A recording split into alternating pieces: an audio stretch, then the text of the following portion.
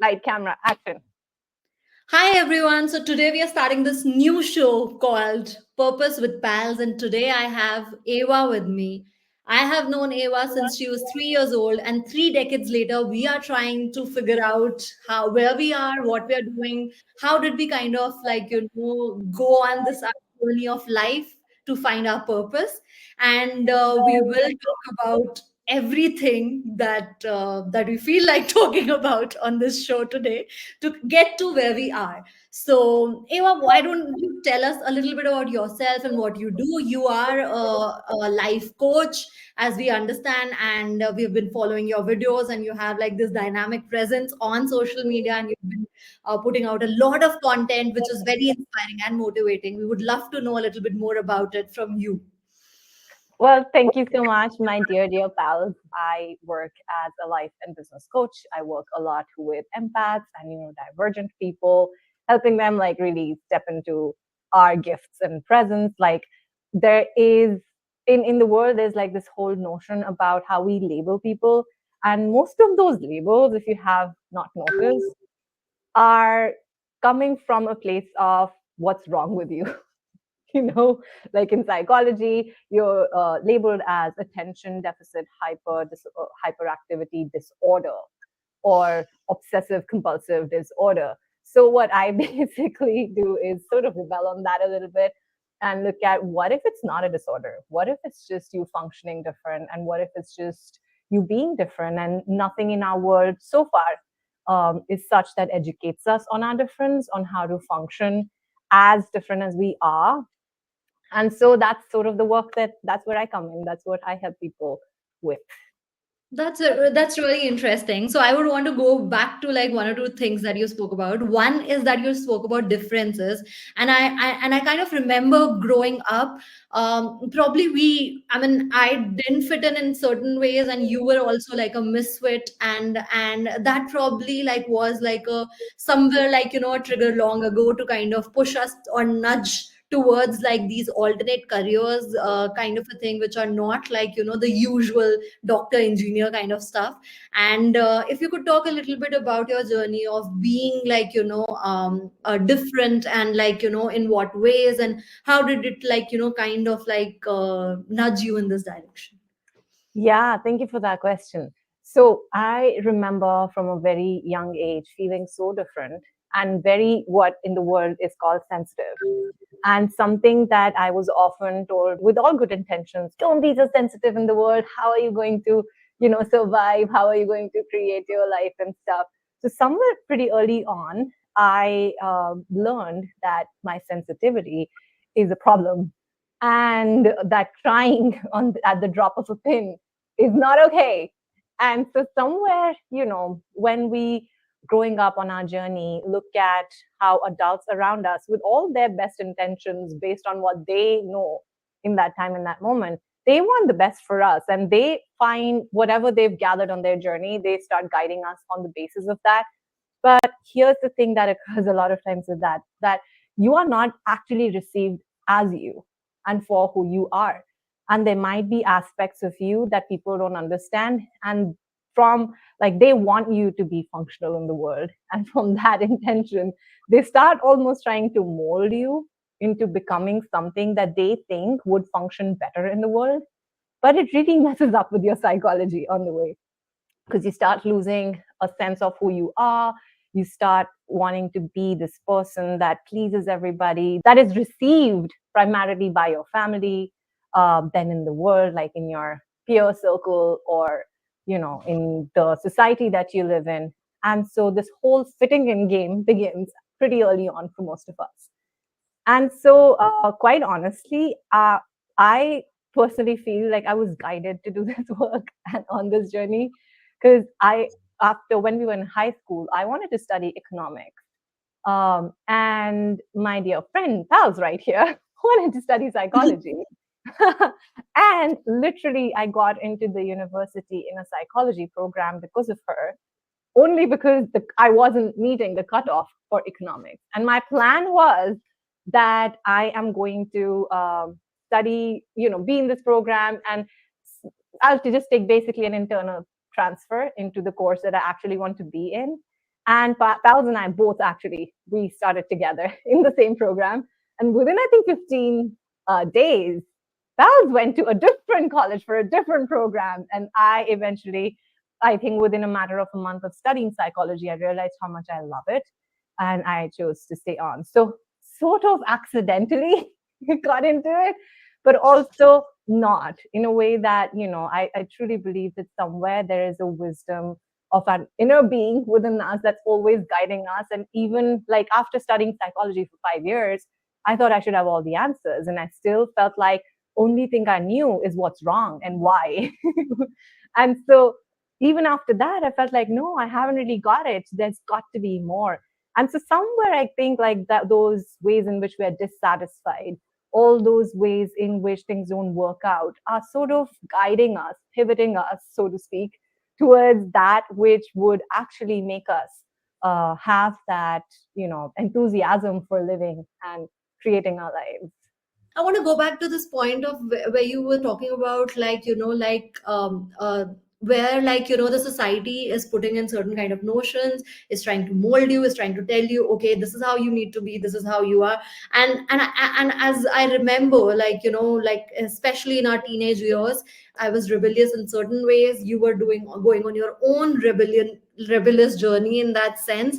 And maybe I was more expressive with the voice, and, like, like, would just say no, and, like, create a scene, and, like, I was more dramatic in that manner of my rebellion, wherein you would, like, kind of like take it all in, and, like, like process or not process at that age. I'm not sure how much you were able to, and then kind of, like, rebelled in your own little, like, found navigated your own journey, and it was very different for both of us. So and because you are also a life coach, and I would, like, here want to kind of like delve a little bit deeper about, like, people who are watching this show. I feel over time and like, as we age, like, we sometimes lose, like, parts of things that make us who we are. And if you could talk a little bit about, like, that, and how do you kind of, like, make sure your inner child is protected. Wow, there's so much that there's a lot of wealth in what you said, because like a lot of what you were talking about as our own rebellion, we don't often realize, but to rebel is a way to cope. Like that's how we cope with the world and the intensity that we haven't, we usually, most of us haven't really been empowered on our journey to really face the world as me, as you, like as the person that you are at your very core. We're not really empowered to do that. We're mostly asked to be something that would work in the world. And so that in that process, what occurs is that we start losing a sense of like trust in ourselves. We create the superficial image of ourselves, and we're trying to navigate, trying to have it all be put together. But honestly, deep inside, there's almost like a secret struggle that's going on and nobody knows about it. And I think that's the biggest epidemic of our times, like how much people struggle from that sense of almost like an innate wrongness, as if something's wrong with you. And so to navigate that journey is, first of all, a process. It's a marathon, it's not a sprint. And I would say it begins with having absolute regard for yourself, in any given moment. Like if you're feeling absolutely distraught or fucked up, that's where you are. And not having like that one skill of not resisting what's in your space, including it without any judgment, is the beginning of healing. And so if you're mad because, you couldn't really express yourself so far, or you didn't receive the sort of opportunities in your life that would guide you, or mentors in your life that would guide you in a particular way, I'm not saying that being that mad is the right, or, is either right or wrong. But what I am saying is that is what it is. So it sort of like begins with we stopping to resist ourselves, stopping to fight ourselves. And somewhere among all that is where we start receiving the clarity which is going to guide us on the way. Wow, that sounds really, like, deep in that sense, because I mean, like, self-preservation, while, like, rebelling, and it is a difficult journey. And if you could maybe, like, give like tips and like maybe make it more concrete for people who are watching, like okay, these are the three things you can do to kind of like be in touch with your inner self and work towards the ultimate goal or purpose that you may have, like your own purpose in life, and that we'll talk about in a few minutes. I'd say, first of all, the step number one is allowance for yourself, unconditional allowance. I wouldn't call it love because, like, you can call it love. The reason I'm not calling it love, because love has 10,000 definitions in the way, like, the way you say I love you to your partner versus the way you say I love you to your uh, dog will have a different connotation to it. So I wouldn't call it love. I'll say more like unconditional allowance for yourself, where you we're wearing the color too, almost. Right? But like having unconditional allowance for yourself is 100% the beginning. It's the platform on which you've got to create your life, not judging yourself. Step number one, so practice of that. So step number two is where you start really asking yourself, is this working for me? So whatever it is that is going on in your life, or however it is that you might be showing up, a lot of times we show up as like the way we behave is very reactional. The way we behave with ourselves, the way we behave with our work, the way we behave with our partners, with our family, in the society is very reactional. And the catch 22 is that we react and then we judge who? Ourselves, because we don't like the way we showed up, right? So that's why the first place to get to is allowance with yourself, where you're not judging you for no matter how fucked up you think you are in a given moment. Hold space for that. Allow it to just be without resistance, without any judgment, without any avoidance of that, whatever it is that you're judging. Step number two is asking, is this working for me? Is this how I want to show up? Like really allowing yourself to know that this is not me, this is a behavior that I'm choosing, and would I like to, and this is again, do not rush into these steps. Don't be like, okay, no, this is not how I want to be behaving, so I shouldn't be behaving like that. Again, that's judgment. So that's where like judging it, the whole piece of self-judgment is so insidious, because we judge ourselves through, yes, the things that we think are wrong about us, but we also judge ourselves with all the standards that we set for ourselves. This is the right thing to do, this is the wrong thing to do. All of those are judgments. And so allowance is that space where everything is allowed to be, where you are allowed to be mad, you're allowed to be fucked up, you're allowed to be bad, you're allowed to be good, you're allowed to be beautiful, you're allowed to be ugly, everything. So look at it, that where are you judging yourselves in, from a place of what is wrong, but also from a place of what is right. And then ask, is that working for me? Once you create that space enough in your field, so to speak, where you really just can start being, you're not fighting yourself, is when you can actually ask the relevant question, which is, so what would I like my life to be? If not this, then what? Because a lot of times life gives us information through not this. You might find it's easier to find what you do not like than to discover what you do, to get what isn't working for you than to get what does. But it is sort of like, because everything is so piled up on each other, that it gets all mucky and clustered. And so what is true for you, what you would like to have, what you would like to create, it's there, it's right there with you, but it's just covered up with all of these ways in which we judge ourselves, all of these ways in which we're avoiding ourselves, all of these ways in which we're not even being present with ourselves. So that's the part you've got to take care of. So in a nutshell, I know it's a journey, and like I said, I'm not gonna sugarcoat it and make it look like, oh my god, I'm on this personal development journey, which oftentimes it is as well. But there's also another part of it where when you are cleaning up, let's say, a dirty drain, it's gonna stink to begin with.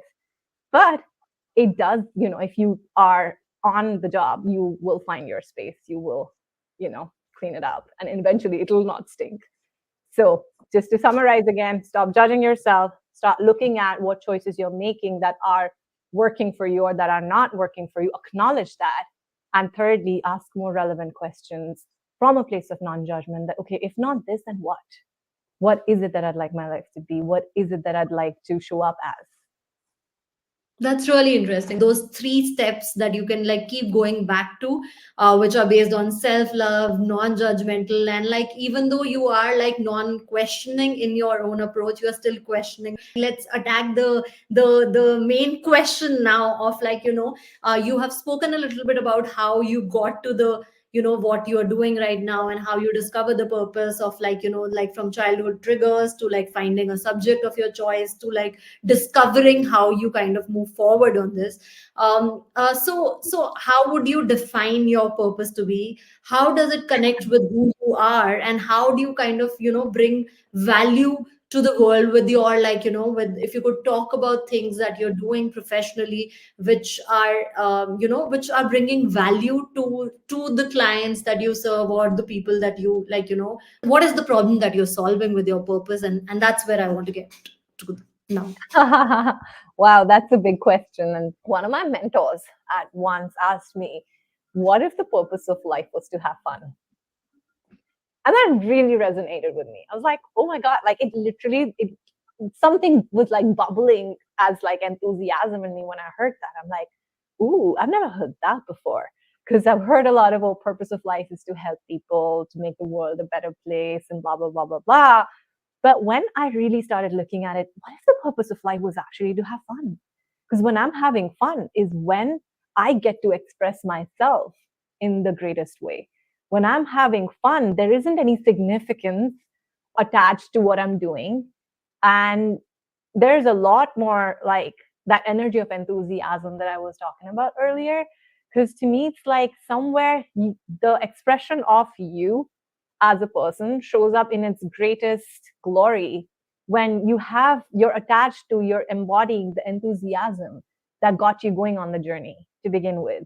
And somewhere I've really made that energy of fun to be like my compass almost on the journey. To be like, if I stop having fun with what I'm creating, I look at it, I look at, okay, cool, is this something I even want to be doing here? Why am I doing this? What is the reason I'm doing this for? Am I doing it because someone told me I should, but I don't resonate with it? Or what is going to be my way around it?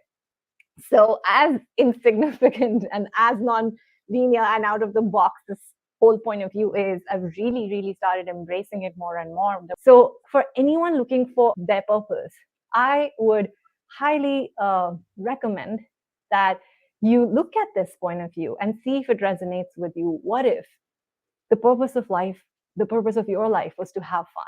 What is it that you have fun with? What is it that brings your enthusiasm? What is it that makes your life worth living? How would you like to show up? Okay, and throwing that question right back at you. So, what is fun for you? Laughing is. Laughing is a lot of fun for me, and it helps so much because you can laugh about it, you can just quickly get over it. Or like it just creates a very different space, relaxing and being and laughing and enjoying the process more. It gives other people permission to do the same too. I love laughing. And when I know I'm not being me, so I'm not laughing a lot, which is also a lot of times, I'm not gonna lie. But that's a great gauge to know. So what's fun for me is to laugh. So we can definitely see when you post your content, it definitely looks like you're having a lot of fun. You're like putting yourself out there, like and I want to connect it here with your entrepreneurial journey. Starting on your own is a very different journey. Have all of these hats on, or as a marketer, as a production person, as a business person, looking at finances to like negotiating with vendors and getting more clients on, retaining the clients that you have. And so if you could just like walk us through about like in terms of how did you kind of conceptualize the startup idea that you're working on? Yeah. What exactly do you do there, and how are you like kind of moving forward on that mission? I love that. Oh my God. I, for the longest time, used to, when people ask you, what do you do? I used to say, I do my own thing. I didn't even say I'm building a business. Good I, one. right? I do my own thing. I didn't say that I'm building my own business. And there were so many, like for those of us that come from middle class families that don't associate as business class families, especially it's a big thing in India. there are lots of subconscious notions, beliefs, identities that we're holding on to that are so obsolete and do not serve us on our journey with what we're choosing now. When you embark this journey of doing your own thing, you say yes to a lot of intensities. You do not realize that you've not just said yes to doing what you love. A huge part of doing what you love will be things that you do not love particularly.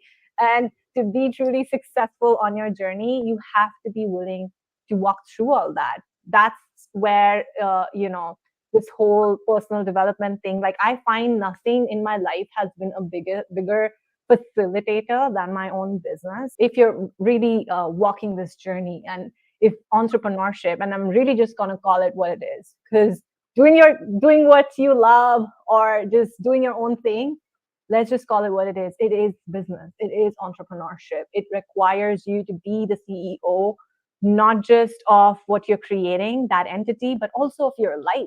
Because you have to navigate and support yourself in a lot of different ways that allow you to thrive. Like imagine being a seedling and you're feeding that seedling with Lysol. It's not going to work. And so a lot of those negative thinking, a lot of those limited ways in which we function, and the comfort zones and familiar zones that we function in are like Lysols. They're not nurturing our dreams. We need to water our dreams. So you need to find out what that water is for you. You need to put yourself in the right places. Surround yourself with people that are on similar journey as you are. I think 2016 is when I started building my online business, and 2017 is when I didn't want to do marketing or deal with social media at all. So I was like, okay, who can do this? And I hired someone to do it who literally filled my account with bots and whatnot. If you are delegating from a place of avoidance and not wanting to be present with something, that's very different than being like, I know what's required. I'm going to be willing to be with it. I want to, in fact, be a part of it energetically at all times. But I don't want to be the one who's in charge of the actions that are required. I want someone else to take care of that. But I'm not disconnecting from it. So saying yes to your dreams is also saying yes to receiving a lot of intensities. So yes, there are all of these things. And yes, one way of looking at all of these things could be, this is too much. I'm getting overwhelmed. This is so hard. And I always bring my clients to look at this, that sometimes we narrate these things as if they're facts. Like when we're saying this is so hard, or, this is a lot, it feels like we're narrating as fact. In fact, if you were to share it with your friends, your family, they will say, yes, you're right. I know. How are you doing this? They'll align with you. That might make you feel better in the short run. But look at it. This is too hard. This is a lot is not a fact. It's a mind drama. The fact is X, Y, and Z task that's got to get done. The drama is when our mind goes into being like, this is so hard. I cannot deal with this. I don't want to look at it. All of that is a chatter that we will come up. It does. I don't know a single person who has had like this Zen sort of entrepreneurial journey. Like that's not what you sign up for when you sign up for entrepreneurship. But that's where I invite you to change your point of view, because that's the gift of it all. That's the gift of you being on this journey, because you get to be this person who gets better and better every day, who faces their deepest shit every day and outcreates them and learns to be with them in a way. Like to me, literally creation of business is the ultimate spiritual experience, and can be. It's not for everybody. A lot of people do it in a very reactionary way too. Most of the people, in fact, do it in a way that's super reactionary, avoiding their feelings, avoiding some aspect of their life. But if you were willing, this could be the most spiritual embodiment experience you could have. So my invitation to you is to say yes to it and to lean towards the discomfort and deal with it, because you can do the hard things. You can deal with stuff that comes up. You've just got to be willing, and you've got to have that mindset that allows you to do that. That's really helpful. Like, because most of the times, like, I'm also like, I don't want to deal with numbers or like, anything to do with finance or like, I try to kind of shy away. And then, like, because you are the only person who's doing everything, so you have to, like, you show up today or tomorrow, you have to kind of handle it, and that's the part of the journey, as you mentioned. So can you tell me, like, can you tell for everybody who's watching, what exactly, like, if you had to kind of like just in a rapid fire way tell us about what do you do, and and if you could just tell us what is your startup about, and how do you kind of like, how can anybody take benefit of the services that may be part of your business. Oh, that's so cool. So, in a very quick way, my business does almost everything that I talked about. I help people navigate this journey when you're willing to say yes, no matter where you are in your journey. You might have just been like dipping the toe into it, and now you're willing to step into that. Or you're building the business, but you haven't really been doing it in a way that is congruent with you, nurtures you, fuels you. That's the audience that I have so much fun working with, and helping them become more of themselves and expand into their capacities and what they thought were their limitations as actually gifts, and learn to almost function and walk as this mega being that they are. So that's not in a nutshell, like an overview of what I do. In terms of services, I offer one-on-one coaching. I do a lot of group program. I work a lot with the misfits, surprise, and empaths and neurodivergent people. And I really that's the space that I thrive in. That's the space that I love, helping people create their unique successes in. And I offer one-on-one coaching, I offer group coaching, I offer some programs and stuff. So you can find about all of that through, I don't know, maybe my social media, and also on my website is a little bit of work in progress, where I'm also starting a new range of work around nervous system regulation, because over the last 2 years, I found that was a really key fundamental piece that was missing in my life. So yeah, has that for what was that rapid fire? Well, that's wonderful, and I think people who are kind of looking at and are at a stage where they are looking for coaching, whether it is in terms of their own well-being, in like probably like in a corporate job setup, or if they are starting off on their own and are feeling alone in their journey, and that's how probably we connected at some point. So we do know each other for like 3 decades, but like it was like an on and off kind of a thing, and we have connected on like various things that we were interested in, and like then gone to do our own thing and then came back together. So I think it would be great for you all to check out our page. You can check out her handle is written right near her name, and so yeah, so you can check out and reach out to her. So yeah, and okay, and I think just to end it on a little bit of a fun note, if you could tell us about, like, like anything which was like books, movies, Hmm. um like, Ooh, yeah, music, anything that, like, kind of inspires you, yeah. that has kind of like, has left like a lasting impression on you. So There's if you so many. I'll with books, I highly recommend reading The War of Arts by Stephen Pressfield. It's an amazing tiny. It's a little booklet, like you can flip it through in one afternoon. I Um, ordered it because she told you, me, like, I had this book, so this is the book can that you can order, and you take action? This is we're not getting paid to promote this book. no, not at So all. But I love Stephen Pressfield. His work is amazing, I think. And if you're a dreamer, this book is 100% for you. It's a great place to start. So this is one of my favorite books. I would also, in terms of movies, recommend watching the first thing that popped, which is weird because I haven't seen this movie in forever, and I need to. It's called Zorba the Greek. It's a really old one, and it's about this guy who basically does not judge. He's like a happy idiot. So it makes like it, he whenever I watch that movie, it gives me a sense of what more can I be in the world? Where else can I make things less real and live a little bit more? So um, it's a pretty cool movie that I would say will be fun for you to watch. I think. Wow, wonderful, wonderful. And any music Hmm. recommendations or any music that you like to listen to when do you have a study music, a focus, like a work Yeah. music, chill music? How does that work? I have had phases with music in my life, and I'm not super a music person, but I've had phases. There've been phases where I just Google up, focus music in the background and just do my thing. But I wouldn't say that's always.